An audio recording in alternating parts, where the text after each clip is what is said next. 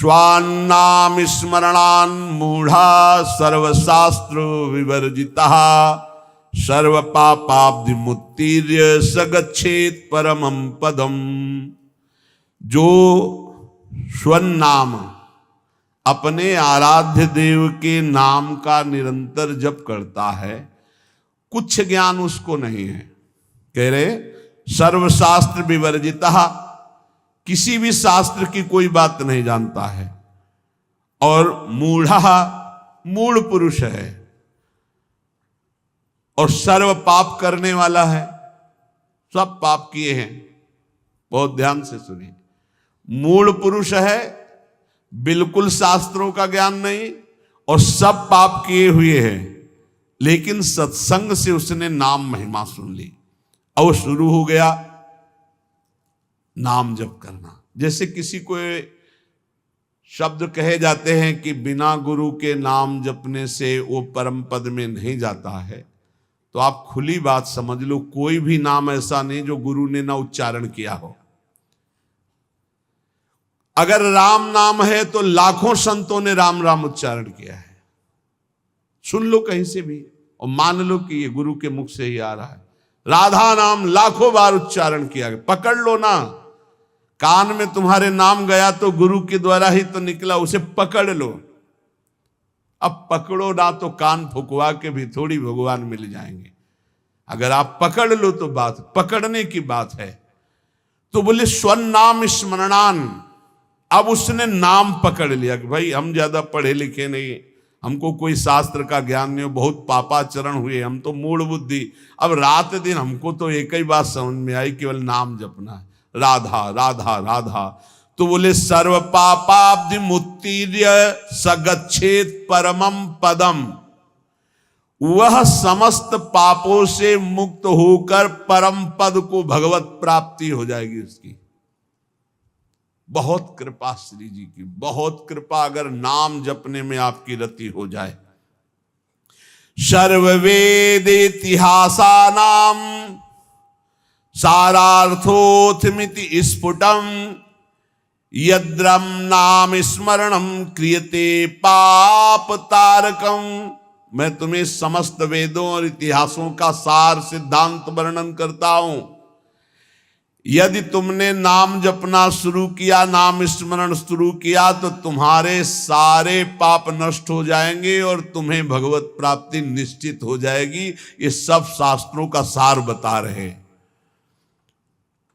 तो बोले छोटे मोटे पाप तो नष्ट हो जाते होंगे, लेकिन जैसे गर्भ हत्या है, भ्रूण हत्या, ये महापापों में है। इनको साधारण मत समझना, जल्दी प्रायश्चित कर लो, नहीं दुर्गति करा देंगे तुम्हारी। ये जो घर गृहस्थी परिवार वाले हैं, ये जो भ्रूण हत्या गर्भ हत्या को खिलवाड़ समझते हैं, ये शास्त्र में महापाप वर्णन किया गया है। फिर तुम्हारे यहाँ जब कर्म का फल तांडव करेगा तब कहोगे कि भगवान रक्षा नहीं करते और हमने कौन सा पाप किया है। फिर ऐसे ही बोलते हैं। देखो अपना रजिस्टर, पीछे इसी जन्म का रजिस्टर देखो, कैसे कैसे पाप किए हैं तुमने।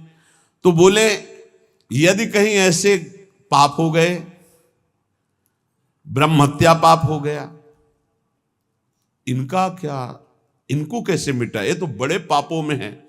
तो बोले तावत गर्जन्ति पापानि ब्रह्म हत्या समानि च न यावत् प्रोच्यते नाम रामचंद्र तव स्फुटम। हे प्रभु, जब तक उसने आजीवन नाम जपने का नियम नहीं लिया, तभी तक ये पाप उसका सर्वनाश करने पर तुल जाएंगे। और जहां निश्चय लिया कि आज से एक भी श्वास नाम के बिना, तो उसे और कोई प्रायश्चित करने की जरूरत नहीं। नाम संकीर्तनम यस्य सर्व पाप प्रणाशनम, सारे पापों से उसकी मुक्ति मिल जाएगी। बोले त्वन्नाम गर्जनम श्रुत्वा महापातक कुंजराः पलायन्ते महाराज कुत्रचित स्थान लिप्सया। हे प्रभु, आपका नाम जब उपासक जपने लगता है तो मानो सिंह की गर्जना है। नाम जपना सिंह की गर्जना है। तो महापातक गजराज है। भारी सिंह की गर्जना सुनकर जैसे गजराज छिपने के लिए भाग पड़ता है, ऐसे पाप नष्ट हो जाते हैं, पाप भाग जाते हैं, उसके हृदय में अपना स्थान नहीं बनाते जहां नाम चलता है। इसलिए तावत पाप भियः पुंसाम कातराणाम सुपापिनाम यावन्न वदते वाचा राम नाम मनोहरम। हे प्रभु, जितने पाप हैं वो सब कंपायमान होने लगते हैं जब कोई उपासक ये निर्णय कर लेता है कि अब तो सब साधन एक तरफ, अब तो हम केवल नाम जप करेंगे, सब पाप थर्रा जाते हैं। कई बार कहा है कि और सब साधन करने में मन लगेगा लेकिन निरंतर नाम जप करने का मन स्वीकार नहीं करे। नाम जप का नियम लिया तो पाप थर्रा जाएंगे। तावत पाप भिया पुंसाम कातराणाम सुपापिनाम यावन्न वदते वाचा राम नाम मनोहरम। हे मन का हरण करने वाले प्रभु, आपके नाम का जप करने का जब तक नियम नहीं लिया, उच्चारण करने का भाव नहीं किया, तभी तक ये पाप है, नहीं तो थर्रा कर कंपायमान होकर ये सब नष्ट हो जाएंगे जब नाम कीर्तन होगा, जब नाम जप होगा। ये महापुरुषों की वाणी है। पापी किसे कहते हैं? बोले ये लोक द्वेषिणो मूर्खा कुमार गदत बुद्धया ते राजन दुर्जना ज्ञेया सर्वधर्म बहिष्कृता। पापी कौन है? तो बोले जो अपनी बुद्धि से सदा गंदी बात सोचता रहता है, गलत बात सोचता रहता, शास्त्र विरुद्ध, दूसरे का धन अपहरण कैसे करें, दूसरे से भोग का अपहरण कैसे करें, जो दूसरों से सुख लेने के लिए ही पाप बुद्धि सोचता रहता है, कुमार्गगामी है। जो हर किसी को दुख देने के लिए तैयार है, सुख भोगने के लिए, दूसरों को दुख देने के लिए तैयार है। और जो मूर्ख है, शास्त्र विरुद्ध आचरण करता है, कोई भी धर्म स्वीकार नहीं करता, ऐसे सर्व शास्त्र सर्व धर्म बहिष्कृत पुरुष को पापी कहा गया है। वो पापी पुरुष है जो समस्त लोगों से द्वेष करता है, समस्त लोगों के जनों का शोषण करता है, कुमार्गगामी है। बुद्धि केवल दूसरे का धन अपहरण करना, भोग अपहरण करना, गलत चिंतन करना, इसी में लगी रहती है। जो शास्त्र और धर्म से बहिष्कृत है उसे पापी कहते हैं। अब पुण्यात्मा किसे कहते हैं? कह रहे कि धर्माधर्म विवेकेन वेद मार्गानुसारिणः सर्वलोक हितासक्ता पुण्यात्मा परिकीर्तिता। वही साधवा परिकीर्तिता। पुण्यात्मा कौन? जो बोले जिसकी बुद्धि धर्म और अधर्म का निर्णय करने में बड़ी प्रवीण है। नहीं, ये अधर्म है, ये मैं भूल कर नहीं भी कर सकता, ये धर्म है, इसे मैं भूल कर भी नहीं छोड़ सकता। जिसकी बुद्धि धर्माधर्म विवेक न वेद मार्गानुसारिणा, जो शास्त्र के अनुसार बुद्धि निर्णय करती है कि धर्म किसे, तस्मात् शास्त्रम प्रमाणम ते कार्याकार्यो व्यवस्थित हो। कार्य और अकार्य की व्यवस्था शास्त्र में की गई। जो शास्त्र के अनुसार चलते हैं, जिनका विवेक ये काम करता है कि ये पाप आचरण मैं कभी नहीं करूंगा, ये पुण्य आचरण धर्माचरण इसको कभी नहीं छोड़ूंगा, जो सब लोगों का हित सोचता है, जो दूसरों को सुख प्रदान करता है, परहित करता है, उसे ही पुण्यात्मा कहते हैं। साधुजन उसे ही पुण्यात्मा कहते हैं। पापी कौन? पुण्यात्मा कौन? अब बोले महात्मा कौन? महात्मा किसे कहते हैं? बोले सर्वलोक हितासक्ता साधवा परिकीर्तिता हरिभक्ति करम यत्तत् सद्भिश्च परिरंजितम आत्मनः प्रीति जनकम तत्पुण्यम परिकीर्तितम। जो समस्त लोगों के लिए भजन करता है, अपने लिए नहीं, समस्त लोग सर्वे भवन्तु सुखिना। महात्मा किसे कहते हैं? पुण्यात्मा सुना, पापात्मा। महात्मा किसे कहते हैं? भजन अपने लिए महात्मा नहीं करता, सबके लिए भजन करता है। इसीलिए सब उसे नमस्कार करते, सब प्राणों से अधिक प्यार करते हैं, क्योंकि वो अपने भजन का सर्वस्व वो लोगों को दान करता है। सर्वे भवन्तु सुखिना, सब निरोग हो, सब स्वस्थ हो, सबकी बुद्धि आनंदमय भगवान में लगे, कभी कोई पापाचरण न करे, कभी कोई रोग शोक किसी को न हो। ऐसे महात्मा भजन करके अपना भजन जो जनहित के लिए देते रहते हैं उन्हें महात्मा कहते हैं। जो संपूर्ण जगत भगवान का स्वरूप है ऐसा मानते हैं उन्हें महात्मा कहते हैं। जो निरंतर भगवान के स्मरण में मगन है उन्हें महात्मा कहते हैं। जो विधि पूर्वक भगवान की पूजा श्रद्धा भक्ति करते उन्हें महात्मा कहते हैं। और जो समता शत्रु मित्रेषु वसित्वं च तथा नृप यदृच्छा लाभ संतुष्टि शांति परिकीर्तितः, वही महात्मा है जो शत्रु और मित्र में समान भाव रखता है, जो अपनी इंद्रियों को बस में रख के कभी भूल कर भी कोई पापाचरण नहीं करता, और भगवान की इच्छा से जो दुख सुख मिल जाए उसे गंभीर भाव से सह जाता है। ऐसी परम शांति स्थिति जिसको प्राप्त हो चुकी है उसे महात्मा कहते हैं। अब कह रहे सन्यासी किसे कहते हैं, पापात्मा किसे कहते, पुण्यात्मा किसे कहते, महात्मा किसे कहते और सन्यासी किसे कहते हैं। बोले तद्यथा विमुच्याग्निर्धन कलत्र परिबर्हणम संगे स्वात्मनः स्नेह पाषाणवधूय परिव्रजन्ति समलोष्टास्म कांचन स्त्रीवर्ग प्रवत्तेषु शक्त बुद्धि अमित्रोदासीनां तुल्य दर्शनाः स्थावर जरायुज अंडज स्वेदज उद्भिजानां भूतानां वांग मनः कर्म भीर नभीर द्रोहिणो निकेताः। सन्यास किसे कहते हैं? जो सन्यास धारण किए उससे कौन है जो सन्यास धारण किए हुए, यहां लक्षण वर्णन कर रहे हैं। जो कभी भूलकर भी स्त्री स्पर्श नहीं करता, सन्यासी। जो भूलकर भी कभी धन स्पर्श नहीं करता, अग्नि स्पर्श नहीं करता, भूलकर कभी अपने परिवार से नहीं मिलता, तथा जो घर गृहस्थी की भोग सामग्री है उससे बहुत दूर रहता है, त्याग करके समस्त विषयासक्ति के बंधनों को तोड़ करके, जो अनिकेत है, जिसके वास का ही ठिकाना नहीं, अनिकेत, कोई अपना घर नहीं, ढेले पत्थर और सोने को जो समान समझता है, अर्थ धर्म और काम तीनों का त्यागी है, शत्रु मित्र उदासीन सबके प्रति समान दृष्टि रखता है, स्थावर अंडज पिंडज स्वेदज उद्भिद समस्त प्राणियों में मन वाणी और कर्म से कभी द्रोह नहीं करता, जो परम स्वतंत्र सच्चिदानंद रूप में स्थित हो चुका है। अगर किसी गांव नगर आदि में गया तो किसी देव मंदिर में टिके या नगर के बाहर किसी वृक्ष के नीचे। गांव में भिक्षा के लिए एक रात एक दिन भिक्षा ले, बाहर गांव के टिके।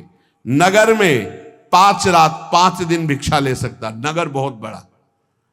इसके अलावा बिना मांगे बिना प्रयास किए यदि मिल जाए तो उससे गुजारा कर ले। काम क्रोध दर्प लोभ मोह कृपणता दंभ निंदा अभिमान हिंसा आदि से जो पूर्ण दूर है उसे सन्यासी कहते हैं।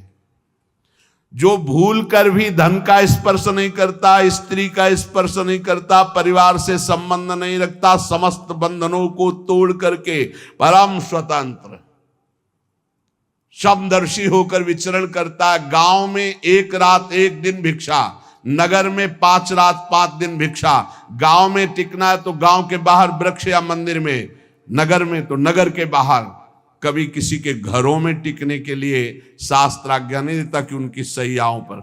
ऐसा हमने देखा है, महात्माओं को स्कूल में टिक गए या बाहर कोई ऐसा निवास स्थान है एकांत सेवन, और रात्रि में कब निकल गए पता नहीं चला। सच्चे संतों को देखा, वो ये भी नहीं बताते थे कि सुबह चले जाएंगे, आराम से शयन किए, जब दोबारा देखा गया तो तखत खाली मिला, थे ही नहीं। बड़े ही वीतराग परमहंस। संन्यास धर्म बहुत उच्च कोटि का है, समस्त आश्रमों का गुरु धर्म है। जैसे ब्रह्मचर्य, गृहस्थ, वानप्रस्थ और संन्यास, ये चतुर्थ हर आश्रम का गुरु आश्रम माना गया है संन्यास।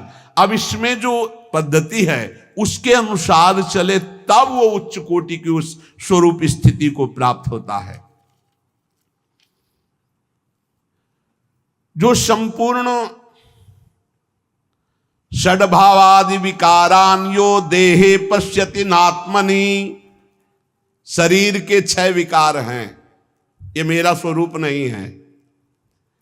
कल एक प्रश्नकर्ता एकांतिक में प्रश्न कह रहे थे कि कोई कहता है मैं ब्रह्म हूं, कोई कहता है मैं भगवान हूं, कोई कुछ कह रहा है, ये सब ठीक है क्या? मुझे तो सब ठीक नहीं लगता, क्योंकि मुझे तो कहीं अनुभव नहीं होता कि मेरे अंदर भगवान है, मेरे अंदर ब्रह्म है। अब ऐसे लोगों को क्या बतावे? इतने लोग बैठे हो, अपने को देखा है तुमने आज तक?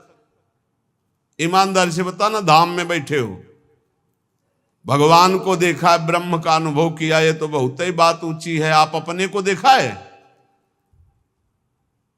तो कहोगे हाँ देखा है। कहां देखा है? बोले शीशा में देखा है, यही कहोगे। 3.5 हाथ का शरीर है, कोई 10, 20, 50 हाथ नहीं है। एक कमरा में होता, ढूंढना है तो बहुत समस्या थी कि भाई बड़ा कमरा है, बहुत छोटा कमरा है ये, 3.5 हाथ का, अपने हाथ से नाप लो। इस कमरे के अंदर एक और कमरा है, उस कमरे के अंदर एक और कमरा है, और उससे अलग आप बैठे हुए हो। बोलो आपने देखा अपने आप को? पहले कमरे को देखा है बाहर वाले, जैसे घर, बड़ा मकान, फिर उसके अंदर एक कमरा, फिर उसके अंदर नीचे की तरफ एक गुफा, उस गुफा में बैठा हुआ है निर्लेप रूप से तू। देखा अपने को? तत्वम आसी देखा? बोले नहीं देखा। तो फिर तुम क्या ब्रह्म को देखोगे, क्या भगवान को देखोगे? अपनी चमड़ी को देखो कि गोरी है कि काली है, बस यही शीशा में देखो, और क्या देखोगे? बात करते हो ब्रह्म ऋषियों की बात की अवहेलना करते हो। कोई भी मार्ग थोड़ी गलत है कि भला जीव ब्रह्म कैसे हो सकता है? तो ब्रह्म जीव हो सकता है ना, ब्रह्म जीव हो सकता है, तो जीव ब्रह्म क्यों नहीं हो सकता? ब्रह्मविद ब्रह्मैव भवति। अज्ञान की बातें मत करो, जहां हो वहां से बहुत ऊंची जगह की बात करते हो। ये ब्रह्म ऋषि ऐसे मजाक थोड़ी करते हैं, हम ब्रह्मास्मि, वही है, वही कहीं से भी देखो वही है, दूसरा नहीं। वो खेल कर रहा है, वही सेवक स्वामी खेल कर रहा है, दूसरा नहीं, बिल्कुल दूसरा नहीं, दूसरों न कोई। जब मैं था तब हरि नहीं, अब हरि है, मैं ना आई। हरि और मैं कभी एक साथ नहीं हो सकते, ध्यान रखना। हरि और मैं एक साथ नहीं हो सकते। जब मैं था तब हरि नहीं, अब हरि है, मैं ना आई। ब्रह्म नहीं, माया नहीं, नहीं जीव नहीं काल, अपनी सुधि ना रही। एक रहे नंदलाल, भक्ति एक, ज्ञान एक, वो ब्रह्म द्वितीय नास्ति एक, आखिरी में पहुंचो एक, सवाल हल होगा एक, दूसरा नहीं। जब तक अनेक तो सवाल में हो, हल नहीं हुआ है। ऐसे बातें सुनते हैं, अवहेलना कर देते हैं। कभी जिंदगी में भक्ति नहीं आ पाएगी यदि निंदा करोगे किसी ब्रह्म ऋषि की, किसी महात्मा की। भगवान के सिवा कोई नहीं है, मान लो हमारी बात, तो सवाल मानी संख्या भगवान के सिवा कोई नहीं, हल हो जाएगा। वासुदेवा स्वरमिति। ये शरीर भगवान नहीं है। बोले षड्भावादि विकारान यो देहे पश्यति नात्मनि, ये आत्मा नहीं है। ये जो आप देख रहे हो ये 6 विकार वाला है। क्या? जन्म लेना, सत्ता की है, दिखाई दे रहा, बढ़ना, बदलना, क्षीण होना और नष्ट हो जाना, ये 6 हैं इसके। षड्भावादि विकारान यो देहे पश्यति नात्मनि, जो जन्म होता है और है, ये शरीर दिखाई दे रहा है और बढ़ रहा है, फिर बदल रहा है और फिर नष्ट हो जाता है, उसे शरीर कहते हैं। वो मैं कभी नहीं हो सकता, मैं अविनाशी हूं, तो मैं शरीर नहीं हो सकता। 6 विकार ये शरीर के हैं, मेरे नहीं हैं। लेकिन बर्थडे किसका मनाया जाता है? आत्मा का। किसका? नाशवान शरीर का। खुशी मना रहे हैं। एक और मनाया जाता है, आए थे हमारे पास, दोनों को माला पहना दो, आज हमारा दिन है कौन सा, अब हम अंग्रेजी नहीं बोल पाते, शादी का दिन है, शादी का सालगिरह ऐसा। अब बताओ, अरे भाई हम कह रहे किसी बहाने उत्सव मनाओ, 24 घंटा का कीर्तन रखवा लो, धन्यवाद, तुम रोज मनाओ, हम रोज मनाओ कह रहे, रोज बर्थडे मनाओ, लेकिन नाम कीर्तन करो। इस शरीर को तुम इतना महत्व दिए हो और स्वरूप को बिल्कुल नहीं, जो ज्ञान बगाड़ते आगे ऐसे आते हैं, बिल्कुल ब्रह्म ही बोध हो चुका है, ऐसे बात करते हैं, और स्थिति नहीं है ककारा की, सच्ची मानो। अब जैसे अपने लोगों को पता चलता है, जैसे आप बात कर रहे हैं तो पता चल रहा है आपकी स्थिति क्या, वहां बुद्धि से थोड़ी, वहां तो स्थिति पता चलता है। भैया सुगंध होती है और एक होता है नकली फूल, तो नकली फूल को चाहे जितना नाक में सूंघो नहीं, नाक में घुसे फिर भी गंध नहीं आने वाली। असली फूल दूर ही से पता चलता है कि इसमें गंध है। ऐसे ही ब्रह्मबोध संपन्न या ब्रह्मबोध की वार्ता करने वाले का अलग स्वरूप होता है। पक्का समझ लो, ये जो जन्म लेता है, जो ये है शरीर, बदलता, कैसे बदल रहा है। एक दिन मुछ नहीं थी, फिर मुछ आई, फिर एक दिन कुछ नहीं। कैसा इसका खेल है, कैसा इसका खेल है। और इसी को मैं माने हुए हैं। हे भाई, ये जो शरीर है ये 6 विकारों से युक्त है, ये नष्ट हो जाएगा, ये तुम नहीं हो पक्का। आगे कह रहे, इसके क्षुधा, तृषा, सुख, दुख, भय और मृत्यु ये होना ही है। ये विकार तुम्हें क्षुध, सुखम, भयम, दुखम, प्राण बुद्धिर निरीक्षते, ये जो शरीर है इसके 6 ये है।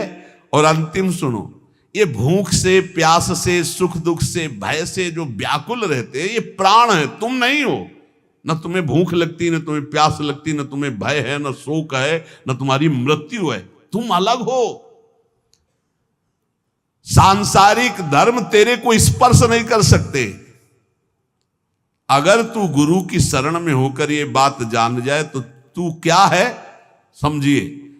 बोले, पश्यन्ति ये सर्व गुहाशयस्थम त्वाम चिद घनम सत्यमनंतमेकम अलेपकम सर्वगतम वरेण्यम तेसाम हृदब्जे सहसीतया बस।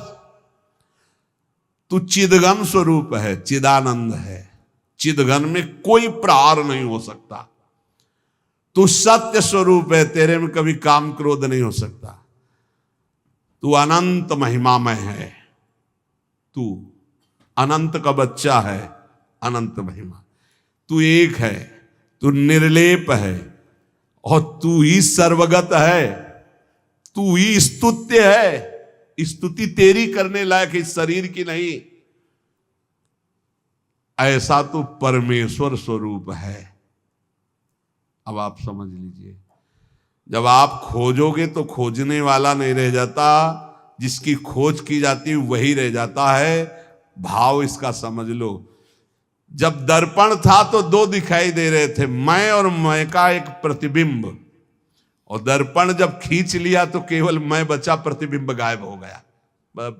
ये शुद्ध ज्ञान की बात समझ लीजिए। माया प्रतिबिंब में ये भास रहा है, स्थूल शरीर, सूक्ष्म शरीर, कारण शरीर, और इसका प्रतिबिंब मैं पुरुष, मैं स्त्री, मैं विद्वान, मैं धनवान, मैं रूपवान, मैं गुणवान, बहुत विचित्र। कोई पश्यन्ति सर्व गुहाशयस्थम, अभी आपको बताया कि बहुत गुह्य स्थान में वो बैठा है। स्थूल शरीर, सूक्ष्म शरीर, कारण शरीर, पूरा बड़ा मकान, फिर एक कमरा, कमरा के नीचे भूइधरा, उसमें गुफा में वो परम तेजो में बैठा हुआ है। कौन? बोले, त्वाम चिद घनम सत्यम अनंतम एकम, तू एक है, अनंत महिमाशाली चिदघन स्वरूप, तू ही वहां बैठा हुआ है। देखो अपने को।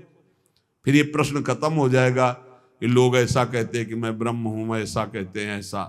तू वही बैठा, वही अलेपकम, तेरे में कोई विकार स्पर्श नहीं कर सकता। सर्वगतम वरेण्यम, वही तू ही स्तुति करने लायक है, क्योंकि तू परमात्म स्वरूप है। ये कैसे होगा? बोले निरंतराभ्यास दृढ़ीकृतात्मनाम त्वत्पाद सेवा परिनिष्ठितानाम त्वन्नाम कीर्त्या हत कल्मषाणाम। जो लोग निरंतर ये अभ्यास करते हैं, नाम जप कर रहे हैं, शरीर के सुख दुख को अपना नहीं मानते, सह रहे हैं। बहुत सच्ची बात समझ लो, नाच पड़ोगे इतना आनंद आ जाएगा। भगवदानंद अभी पाया ही नहीं, इसीलिए विषयानंद में मन जा रहा है। जिस दिन तुम्हें वास्तविक अनुभव होगा कि अरे मृत्यु शरीर की होती, तेरी नहीं, विकार अंतःकरण में आते, तेरे में नहीं, भूख प्यास प्राणों का धर्म है, तेरा नहीं, उसी समय तू परमानंद था, परमानंद है, परमानंद रहेगा। एक अपार मस्ती आ जाएगी, एक अपार मस्ती आ जाएगी। जैसे एक एक रुपया मांगता फुटपाथ में आदमी घूम रहा हो, अचानक उसका मित्र आके बता दे तू तो युवराज है चक्रवर्ती सम्राट का। नहीं नहीं, मैं युवराज कैसे हो सकता, चल अभी परिचय दिलाता हूं।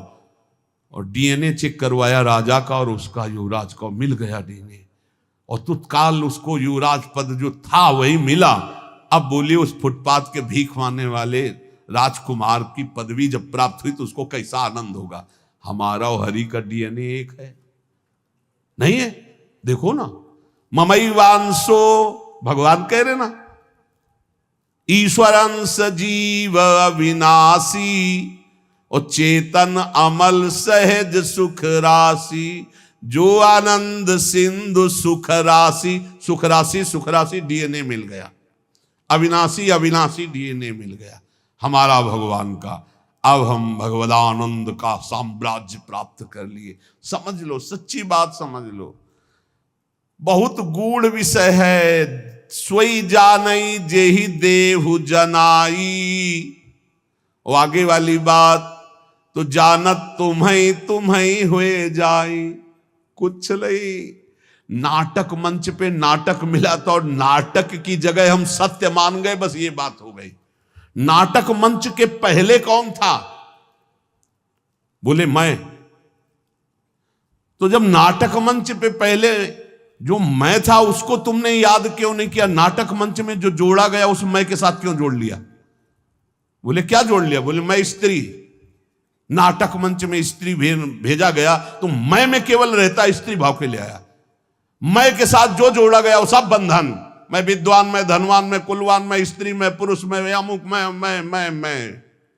मैं शुद्ध ब्रह्म, और मैं के साथ जोड़ा गया वह शुद्ध माया। बस यही हटाने के लिए साधना मिली है। चाहे सेवक सेव्य भाव से हटाओ, चाहे नाम कीर्तन से हटाओ, चाहे भजन से हटाओ, चाहे ज्ञान से हटाओ, बात एक ही है। माया हटी तो एक ही बचा, जो शुद्ध बुद्ध भगवान का स्वरूप है। हे प्रभु, जो निरंतर अभ्यास करता है चित्त का आप में लगाने का, जो सर्वदा चरण सेवा में लगा रहता है, और जो आपका नाम जप करता है, तो आपका निवास गृह का परिचय मिल जाता है। कहां आप निवास कर रहे हैं?